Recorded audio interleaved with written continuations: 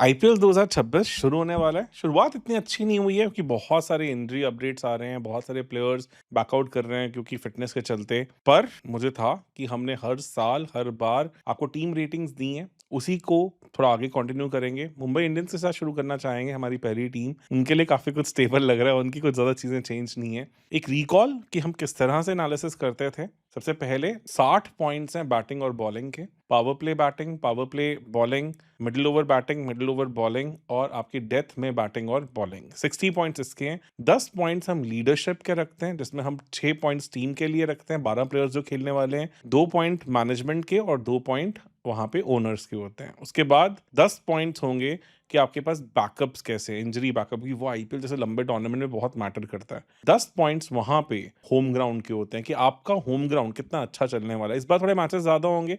इस बार 84 मैचेस पे कहानी गई है। 74 से 10 मैचेस बढ़ने का मतलब हर टीम का एक एक होम ग्राउंड मैच शायद बढ़ जाना चाहिए। तो उस हिसाब से हमने इस कहानी को चलाना है। देन 10 पॉइंट्स होते हैं टैक्टिक्स और इम्पैक्ट प्लेयर को यूज करना, कि इम्पैक्ट प्लेयर भी अपने आप में एक बहुत मेजर टैक्टिक है। इस तरह से आपके 100 पॉइंट्स होंगे। पिछले साल हमने जब रेटिंग्स की थी मार्च 2025 में, तब आईपीएल का पूरा शेड्यूल आ चुका था, इसीलिए हमारे लिए होम ग्राउंड्स को बहुत डेप्थ में एनालिसिस करना बहुत इजी था। इस बार थोड़ी सी इस चीज में स्पेकुलेशन होगी, थोड़ी कमी होगी।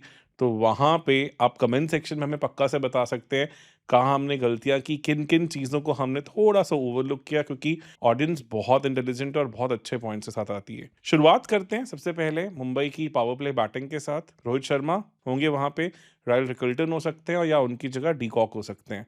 उसके बाद वन डाउन पे जनरली स्काई को पुश किया गया। विल जैक्स भी बीच में आए थे। मुझे लगता है विल जैक्स का इस वर्ल्ड कप के बाद रोल थोड़ा चेंज हो जाएगा, फ्लोटर वाला रहेगा, जो जो उनको थोड़ी और फ्लेक्सिबिलिटी देता हो कि इंग्लैंड के लिए 6 में से 4 मैचेस में man of the match. Wankhede में भी जब इस ग्राउंड पे खेलने आए थे तो ऑलमोस्ट वहां पे इंग्लैंड को मैच जितवा गए थे इंडिया के अगेंस्ट। और नेपाल के अगेंस्ट उनकी फिनिशिंग आप सबको याद है कितनी ज्यादा क्रिटिकल थी। तो ऐसे में मुझे लगता है कि विल जैक्स, क्योंकि उनके 3 मैचेस इसी ग्राउंड पे आए थे, उन्होंने एक झलक दे दी है कि उनको शायद आप एज अ फिनिशर या एज अ फ्लोटर यूज कर सकते हैं अलॉन्ग विद अदर प्लेयर्स। तो इसलिए मुझे लगता है नंबर 3 पे स्काई होंगी। इसके साथ SKY no doubt world cup captain और एक प्लेयर दोनों जब होते हैं बहुत अलग होते हैं। प्लेयर होते हैं तो फ्री होके खेलते हैं।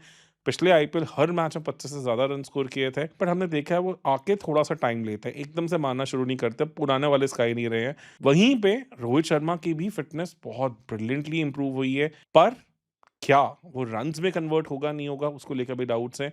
रिकल्टन ने भी वर्ल्ड कप में नंबर 3 पे ज्यादा स्कोर किया है, ओपन नहीं किया। वहां पे डीकॉक अगर ओपन करते हुए लगे तो माकरम उनको इजीली ओवरशैडो कर रहे थे। तो ऐसे में मैं 7 ऑन ऑन 10 दे पाया, उससे ज्यादा नहीं दे पाया। मुझे लग रहा है कि कुछ ग्लेयरिंग गैप्स हैं जहां पे शायद और मुंबई को काम करने की जरूरत है। इसके बाद हम अगर आगे चलते हैं, मिडिल ओवर बैटिंग।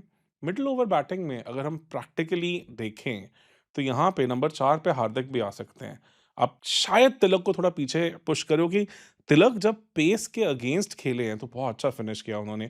जिम्बाब्वे के मैच को आप देख सकते हैं, वेस्ट इंडीज के मैच को देख सकते हैं। नो डाउट वेस्ट इंडीज वाले मैच में उन्होंने थोड़ा सा स्पिन को भी अच्छा खेला था, बट ओवरऑल पिछले आईपीएल में 96 की साइड रेट से उन्होंने स्पिन को खेला है।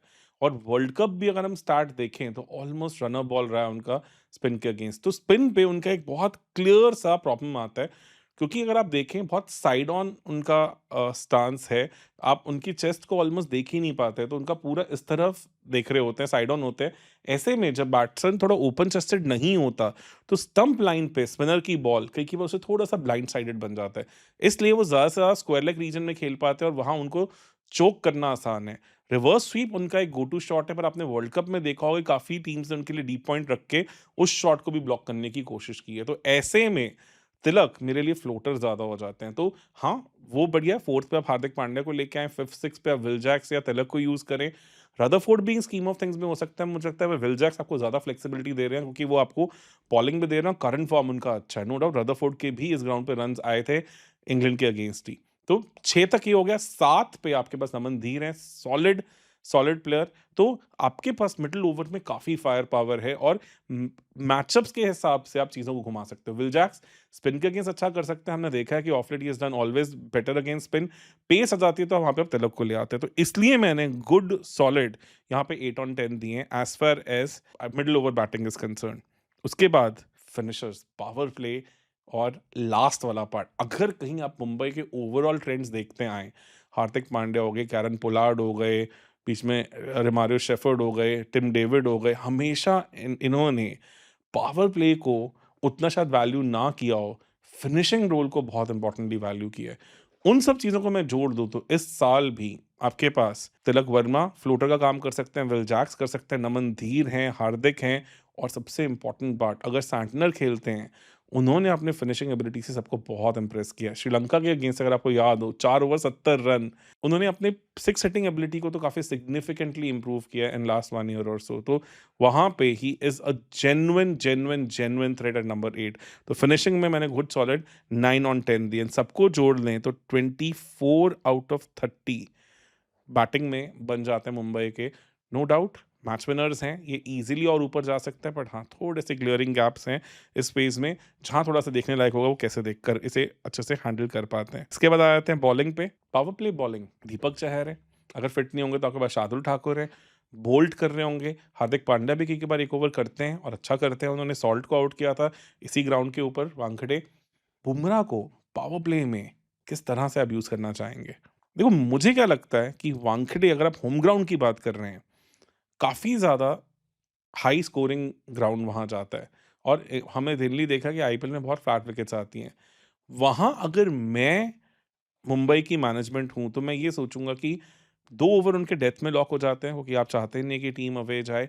मिडल ओवर्स में और पावर प्ले में I am going to use him like a more defensive attacking option, कि अगर एक अच्छा स्टार्ट मिल जाता है, I bring him in to shut down the door.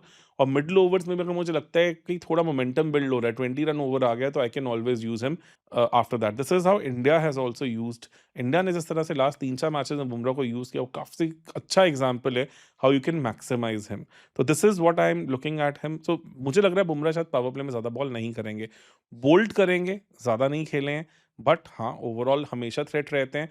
Wankhede में आपको हमेशा वो लेफ्ट आर्म पेसर्स चाहिए जो बॉल को आगे करते हैं, क्योंकि रेड सॉइल है, बाउंस ज़्यादा होता है, थोड़ा-सा इवनिंग में स्विंग भी होती है बॉल, इसलिए हमेशा मिचेल जॉनसन की जगह ट्रेंट बोल्ट जैसे बॉलर्स यहाँ पे ज़्यादा इफेक्टिव होते हैं। तो वो इंटरेस्टिंग एक एस्पेक्ट है। दीपक चहर भी वहाँ पे काम आते हैं, शार्दुल ठाकुर भी हैं। तो ये हार्दिक पांड्या के साथ एक अच्छा कॉम्बिनेशन बन जाता है। बट हाँ, एकदम मैं कहूँ कि किलर कॉम्बिनेशन है कि जहाँ पे हम भुवनेश्वर कुमार या हेज़लवुड जैसा ओपनिंग एक्सपेक्ट कर सकें, आई हैव लिटिल डाउट्स। तो इसलिए मैंने 8 ऑन 10 दिया है। मिडल ओवर्स में आपके पास सैंटनर है, डिफेंसिव स्पिनर है, 8 मैचेस 2 विकेट्स वर्ल्ड कप में, पर 6.4 की इकॉनमी। एंड वहाँ पे मुझे लगता है he is critical because he just chokes the entire middle overs. Middle overs में आप क्या कर सकते हैं? Once power play is done, आपके पास 9 7 से लेके 15 तक की कहानी है। लास्ट में आपके पास फिर भी स्पिनर की रिक्वायरमेंट नहीं होगी। तो एक एंड से आप सैंटनर को लगा दीजिए, 4 ओवर वो निकाल देंगे, 1 या 2 ओवर हार्दिक निकाल देंगे यहाँ पे, एंड देन आपके पास 1 ओवर बुमराह का भी है। तो आप काफ़ी हद तक चीज़ों को कंट्रोल कर सकते हैं अगर मुंबई इंडियंस हैं। तो मुझे लगता है सॉलिड ऑप्शंस हैं यहाँ पे आपके पास, मल्टीपल ऑप्शंस हैं आपके पास यहाँ पे, इसलिए मैंने यहाँ पे मिडल ओवर्स में इनको सॉलिड 9 ऑन 10 दिया। मुझे लगता है कि यहाँ पे मुंबई के पास एक एडवांटेज है। उसके बाद डेथ बॉलिंग पे आ जाते हैं। बुमराह के 2 ओवर तो आप बैंक की तरह निकाल दीजिए, बिल्कुल अलग ही लेवल की कहानी होने वाली है। और बोल्ट ने भी लास्ट आईपीएल दिखाया था कि उन्होंने अपनी यॉर्कर पे काफ़ी काम किया है। वो इंटरेस्टिंग है, काफ़ी इंपॉर्टेंट है। हार्दिक ने भी इंग्लैंड के अगेंस्ट एक काफ़ी अच्छा मैच निकाला था कि weather he can nail those low full tosses, yorkers. ज़्यादा आईपीएल मैंने उनको रिस्पॉन्सिबिलिटी लेते देखा नहीं है, पर मुझे लगता है अब कैप्टन है और अब तीसरा सीज़न होगा एज़ अ कैप्टन मुंबई का। इस सीज़न शायद उनकी फायर अलग होगी।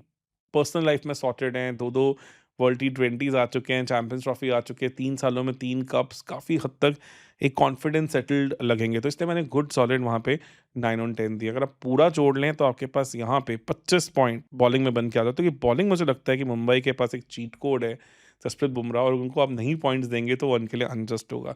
26 तक भी जा सकते थे, क्योंकि बुमराह के होते हुए मुंबई के 4 ओवर्स ऐसे हो जाते हैं जो आप बिल्कुल ही इक्वेशन से बाहर कर देते हैं। इसके बाद इंजरी बैकअप्स पे आ जाते हैं। बहुत सारे ऑप्शंस हैं इनके पास। मैंने कहा कि अगर रायल रिकल्टन खेलेंगे तो आपके पास डीकॉक हैं, रॉबिन मिन्स हैं।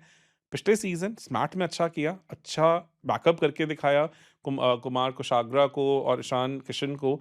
थोड़े स्टेक्स बढ़े हैं, बट हाँ, अभी आईपीएल में उस लेवल पे लॉक नहीं कर पाए हैं।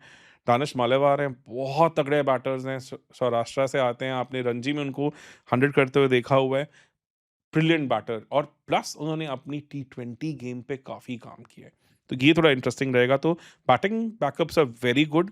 उसके बाद ऑलराउंडर्स में राज भाव है, ज़्यादा कुछ करा नहीं उन्होंने। Corbin Bosch serious, serious, serious इनके पास एक बैकअप है। अथर्व भी हैं। बॉलिंग में शार्दुल ठाकुर हैं। स्पिन में मयंक मरकंडे हैं और उसके बाद पेस में अश्विनी कुमार हैं, लेफ्ट आर्म पेसर आपने देखा है, और एक मोहम्मद इज़ार, ये भी बहुत सुर्खियों में रहे हैं।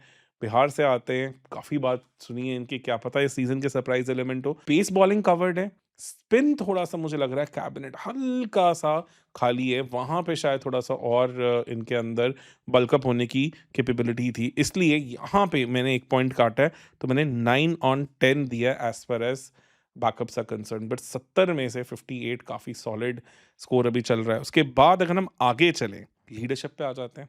लीडरशिप में आप उस टीम को ऊपर से नीचे तक देखें।